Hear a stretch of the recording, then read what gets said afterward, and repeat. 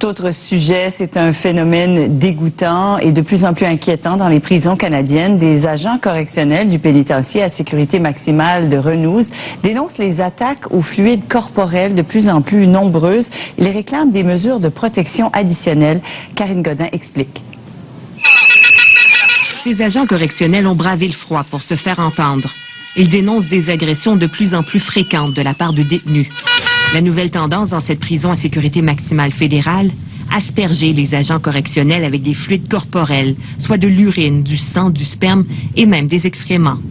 Dans les 4 derniers mois seulement, 6 incidents du genre ont été rapportés à la prison de Renouz. Ça arrive de tout temps dans tous les pénitenciers. Ce sont des choses qui arrivent relativement fréquemment, mais 6 cas dans une période aussi rapprochée, c'est presque du jamais vu. Dans les couloirs du pénitencier, les agents sont inquiets.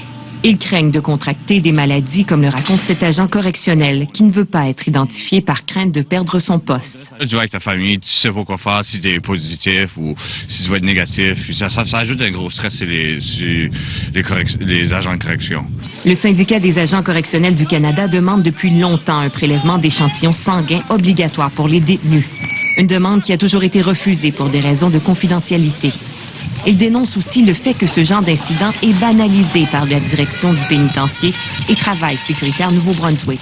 Quand les patrons nous disent que c'est normal de se faire lancer de l'urine au visage, c'est un peu frustrant et ça nuit à notre demande pour accident de travail. Oui, il y a un risque. C'est comme un électricien, il y a un risque qu'il se fait électrocuter.